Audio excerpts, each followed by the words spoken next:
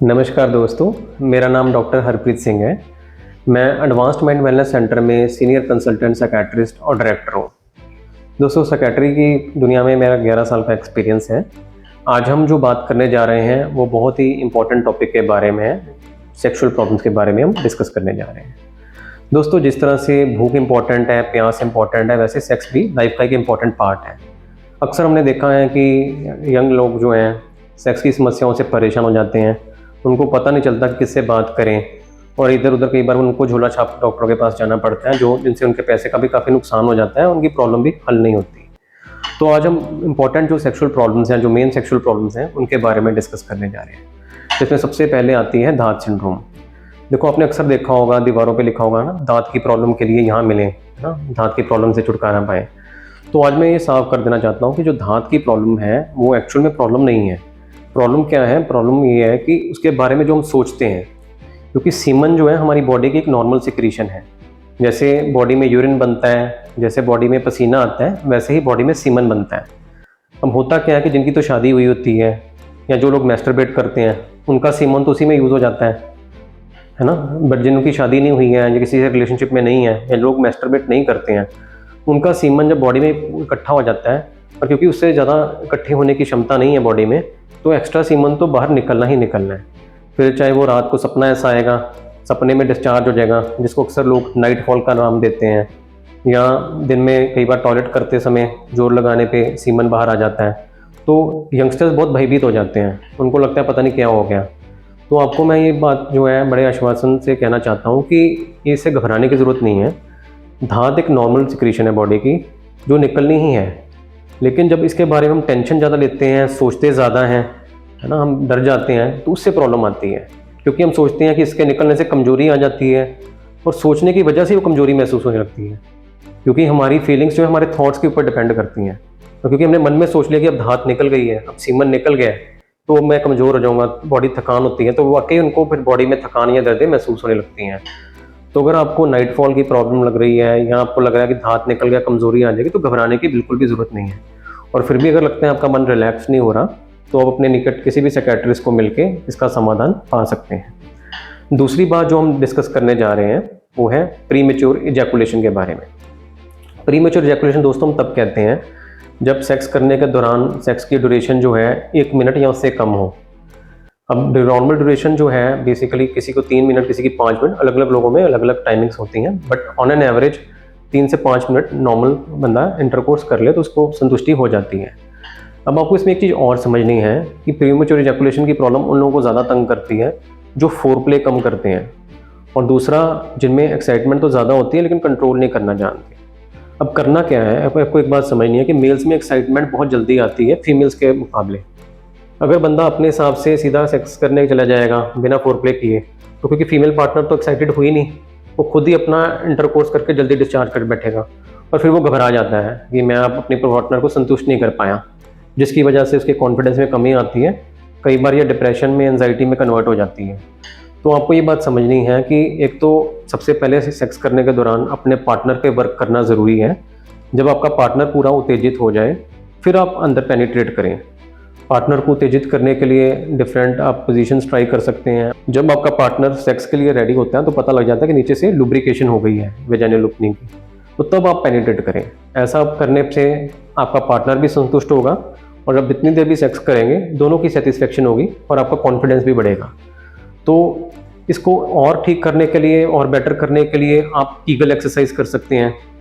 अब Kegel exercise जो है उसमें क्या करते हैं हम, उसमें बेसिकली आपको पहले तो समझना पड़ेगा कि कोई भी मांसपेशी, जैसे हम इन मांसपेशी को स्ट्रॉन्ग करना हो तो इसकी एक्सरसाइज करते हैं, उसको टाइट करते हैं, ढीला छोड़ते हैं, टाइट करते हैं, तो बार बार फ्लेक्स और एक्सटेंड करने से ये मांसपेशी स्ट्रॉन्ग हो जाती है।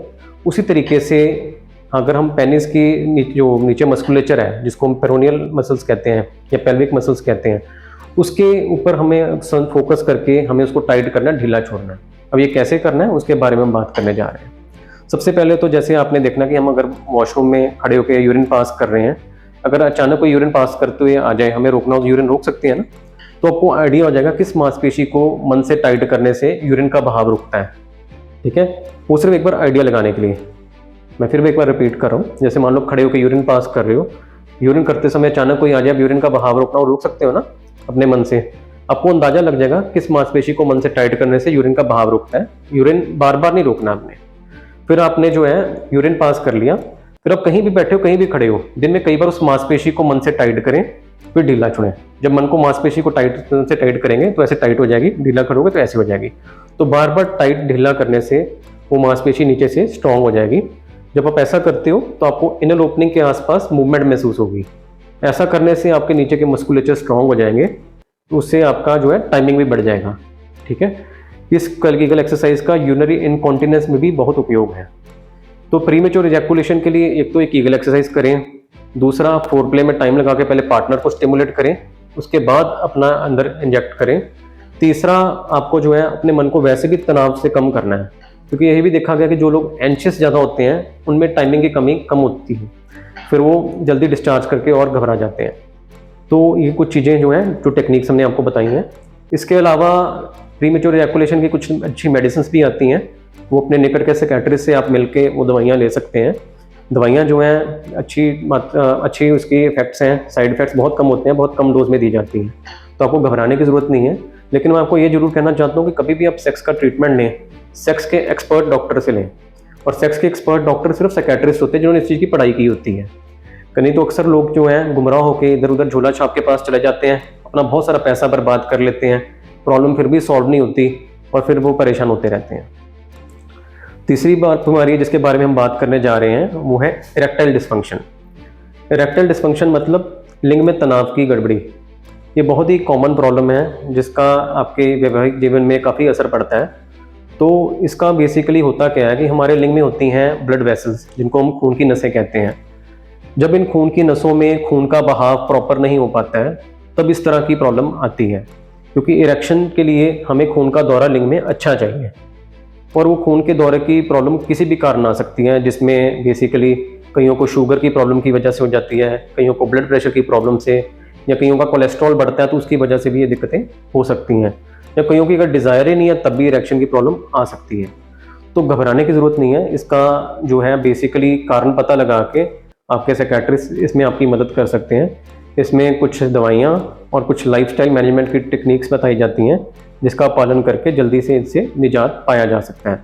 लेकिन ये बहुत ज़रूरी है कि समय पे इलाज किया जाए, क्योंकि एक बार समय काफ़ी निकल गया और अगर आपने साथ वाले जो प्रॉब्लम्स हैं, चाहे वो डायबिटीज़ है, चाहे बीपी की प्रॉब्लम है या कोलेस्ट्रॉल की प्रॉब्लम है, अगर आपने इन चीज़ों का साथ में समाधान नहीं किया तो ये प्रॉब्लम कहीं ना कहीं और ज़्यादा बढ़ जाती है और फिर आपकी क्वालिटी ऑफ लाइफ और आपके रिलेशनशिप पे गहरा असर पड़ता है। दोस्तों, इरेक्टाइल डिस्फंक्शन के बाद जो अगली प्रॉब्लम के बारे में हम जिक्र करने जा रहे हैं वो है ऑर्गेज़म की प्रॉब्लम। कई बार हमने सुना है अक्सर पेशेंट्स को बात करते हुए कि सेक्स तो करते हैं, डिस्चार्ज भी हो जाता है ना, बट वो मज़ा नहीं आया, वो ऑर्गेज़म वाली फीलिंग नहीं आई जो पहले आती थी।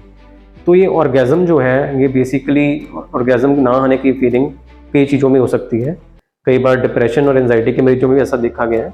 इसके अलावा कई बार कुछ लोग जो एंटी डिप्रेसेंट्स लेते हैं या कई बार बीपी शुगर कुछ दवाइयाँ होती हैं, उससे भी इस पर असर पड़ सकता है। तो अगर आपको इस तरह की कोई भी प्रॉब्लम है, चाहे प्रीमेच्योर इजैकुलेशन है, चाहे इरेक्टाइल डिस्फंक्शन है, या ऑर्गेज़म की प्रॉब्लम है, या धात सिंड्रोम है, तो घबराने की ज़रूरत नहीं है। आप अपने निकट के साइकियाट्रिस्ट से विजिट करके, या आप हमारे पास आना चाहते हो तो हमारे पास भी आप ऑनलाइन कंसल्ट भी कर सकते हैं या विजिट करके इसका समाधान पा सकते हैं, सो डैट आपकी और आपके पार्टनर की रिलेशनशिप और आपकी दोनों की क्वालिटी ऑफ लाइफ अच्छी हो सके। धन्यवाद।